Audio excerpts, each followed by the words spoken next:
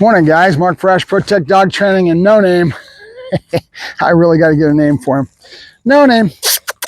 Good. Good. All right. So, kind of trying to get a feel for where they're at right now.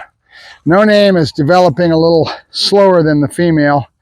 His mental attitude is more drivey, meaning his brain doesn't engage as much. It's more just a natural, drivey little behaviors, right? Which is kind of prone for the breed. And so we get just really conditioned responses based on sound, conditioned reinforcer, and movement, and try to get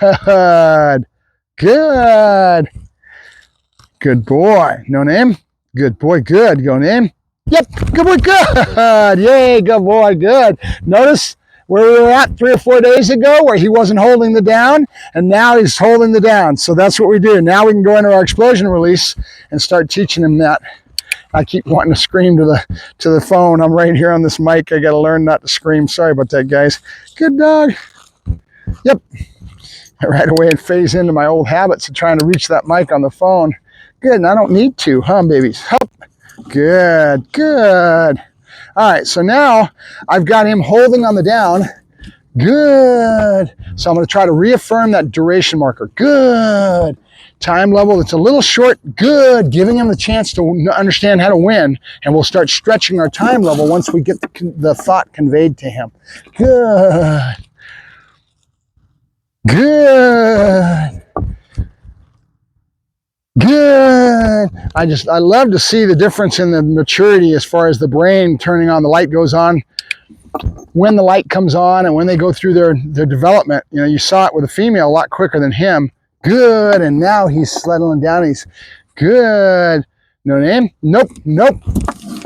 Good. And then the no marker. Remember what I said? People don't realize this. No, good, and yes, but they don't realize that no marker is important because it teaches him the balance. One side is no, one side is yes. Good. And then he starts to learn what you're trying to convey to him easier when he understands the concept. That's why no, good, and yes is so important. Good. And then the other is the impulse control that comes from making him wait, and then the explosion, and that can be taken into all your areas of impulse control, right? Waiting at doors, everything becomes a waiting game that he learns to wait until it's going to happen. Good. Nope. Good.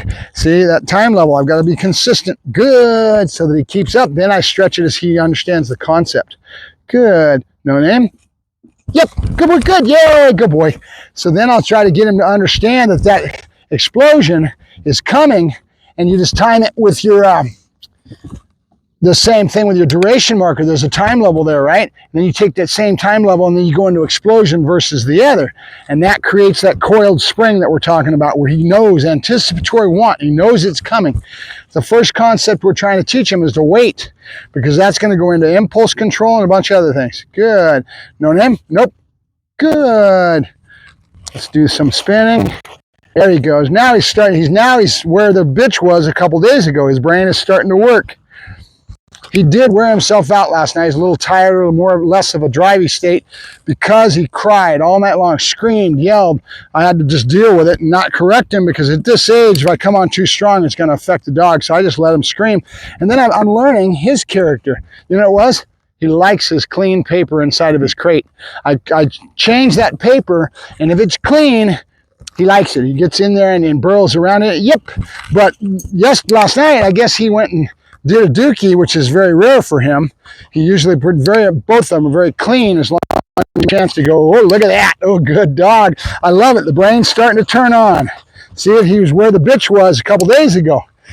So he screamed all night long. Well, I went to go mess with the crate this morning to find out, and tapped around in the paper, and sure enough, he had gone to the bathroom in there, and he didn't like it. He was pissed off. So tenacity and stubbornness. He cried all night long, and it wasn't a mess. He wasn't in it. He was underneath the paper, and it was perfect. The consistency of the poop was such that it was covered by the paper, but he didn't like it, and so he was going to give me hell all night long.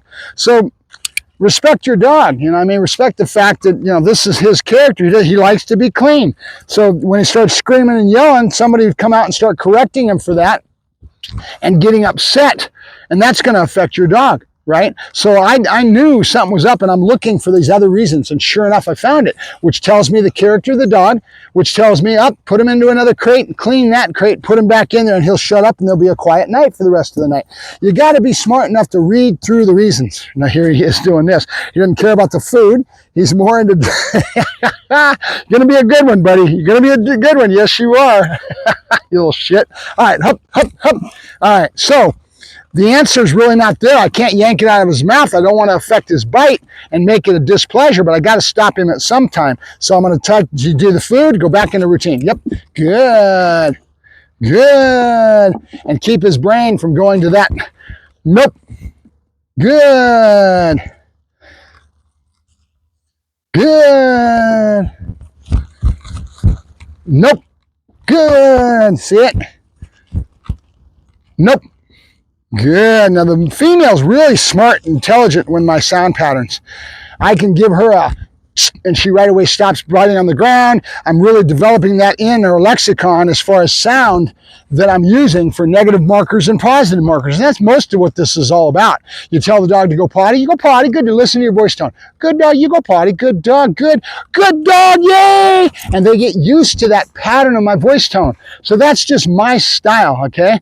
Every cook in the kitchen, I'm watching really a great video, a great podcast with Ivan Balabanov, and a gentleman by the name of Dean Calderon. Dean Calderon's been around forever.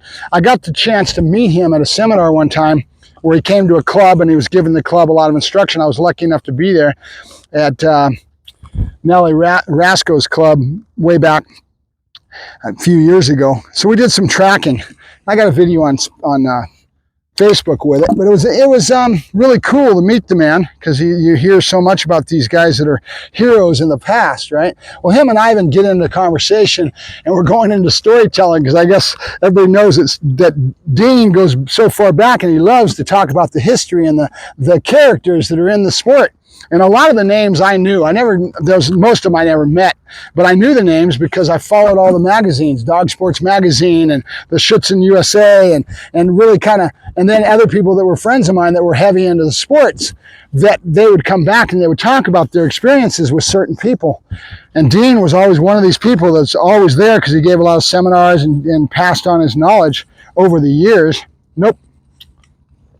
So it was a great conversation because I love the history of the dog industry, you know, and that's Schützen history they were talking about. They were then talking about drives and channeling drives and everything, and then the stick work that brings out more intensity out of the animal and things like that a lot of people just don't understand. You get your foo-foo purely positive people, and they right away go after the stick thinking it's cruel.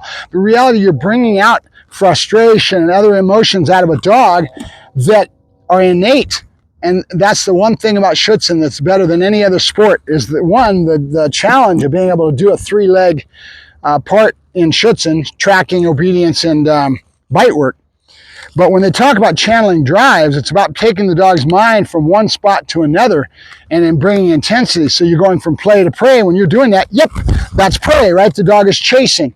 Okay, so when you're taking this is just a little stupid example, to be honest with you, but when you see somebody that's good at what they're doing, they have the ability to bring on that and then change it and take that emotional state of mind into defense and back and forth. And when you basically condition the dog properly, they learn to take their emotional states of mind from one to the other, and that gives you the control you need. You can't have just a blitzkrieg and have a dog that's just totally, you know, nuts. They've got to have control. Well, that's why they call it channeling the drives, right? But when you're channeling, you're basically doing nothing more than being very aware of emotional states of mind in the animal and being able to create that emotional states of mind and how you're working the dog. And then the dog picks up on it and you're on your way. But channeling drives, the only one that ever talks about that's Schützen, right? And they're a lot more in tune. Besides the challenge on the 3 legs, they're a lot more in tune with the dog's overall emotional states of mind within the work. And that's drive state. It's what you hear them always talking about. So there's a lot more of a very, really in-depth ability at understanding the dog's drives and everything that the sport creates and wants within the sport as far as what the judge is judging, right? Good. That's why it's one of the premier sports of all of them. There's nothing that can touch Schützen in that regards, right? If you really get down to understanding it. And then pattern, routine, they were talking about good. I mean, why do I get up every morning and the same thing? I do the same thing with these dogs. Their bowl of food is back there getting ready to eat. I'll take them back after this session and I'll put them in their kennels and they'll get to eat. Everything's a pattern and a routine that the dog starts to get used to, and then that's how you build the dog, right? Nope. A lot of trainers call it structure, right? Yep, good boy, good. I didn't give him his name. Not going to break the bank, but we need to go back and do it again. Good boy. No name. Yep, and I've got to give him a name, damn it. Come on. Good boy, Jack. Good boy, Jack. Give you a J name just because I gave her a J name. I didn't really plan on it. Just that name just popped into my head, Jezebel. I don't even know where it came from. And all of a sudden I was saying Jezzie, and it sounded good, so I just went with it, right, for the female. And I gave him no name because he's available. Got one guy that says he wants him, but this guy a lot of times doesn't follow through with things, so I don't know. We'll find out. Yep, good. So right now he's still available. First person up where the money is the one that's going to get him. Good boy, good. Good boy. Yep, I need some help naming them, guys. I don't have a clue. It doesn't need to be a J name. We just need to name the damn guy. A male name of some sort that sounds good and that's not overdone. I mean, I don't need the name of that's everybody uses the same friggin' name. I love the fact he's stepping now. That's great. Good boy. The whole thing is going good. Good boy. No name? Yep. Good boy. Come. Good boy. He's getting a little bit tired already because how he kept himself up all night long. I mean, literally, he screamed all night long. All night long. I had to shut the door in the bedroom and put in my earbuds so I didn't try to drown out the noise because I didn't want to correct him. He's showing a little bit of sensitivity in regards to startle techniques and other things, so I know better. I back off of him. Good boy, and let him mature through it. Same thing with out in public. He's going to go on the back burner with that. He's a little bit, but it changes so much. Don't ever, so many, that's like the one guy I was telling you about, take the dog out at 8 weeks of age and judge that puppy. On an 8-week-old puppy, they change so much. They go up and down when they're babies, right? And nothing is set in stone. I mean, a lot of times you'll see a dog that people think they're weak and they'll wash the dog, and then 6 months later go by with a new owner and the new chemistry in that, and all of a sudden, boom, the dog turns into a monster, right? You just never know. And a lot of times it's chemistry between owner and handler, right? Some dogs match up better with one owner than another. It's just the way it is. Good. Good. I don't like, he's having a problem. Good boy, good. Here you go. All right, we're done, buddy. We're done. Good boy. You're already getting satiated with that, so we got to figure it out. Other thing he's doing is grabbing the stuffing in my pillow. It's really a really white, kind of like a cotton ball material that's there, and he had that in his neck, in his mouth so fast, and was swallowing it. They'll get real quick. They'll ingest something, and you'll have a blockage. And you'll have a problem. So I got to keep an eye on him. I don't know if he did or not get enough down his gullet that he actually swallowed it, but I don't think so. But we're going to find out. Keep an eye on him. All right, guys. Say goodbye to No Name, and notice that he did change in his development within a few days. All of a sudden, I think he's a few days back behind her mentally. Will he ever be as much of a thinker as her? No. I think she's a smart little girl. I should start using her for doing some tricks or something. Get into Von Mueller's stick and letting the dog start to go after the stick. I'd have to really get into it and pay him the big dollars to get onto his Patreon page. He has a great Patreon page. I just don't want to pay $25 to get to the deep stuff in there and find it. I'd like to know how to condition a dog for a contact stick. I don't even know what they call that. They use this stick in a lot of things, in service dogs and dogs that are made to do things for their owners. Good dog as far as, turning on and off the lights, picking up keys, all that stuff. A lot of the stick work and that stuff is really beneficial. And you see him using a lot of that. For the movie dogs, he's used to doing that. Yes, sir. All right, we'll talk to you later. Mark Ferrasci, Protect Dog Training with No Name.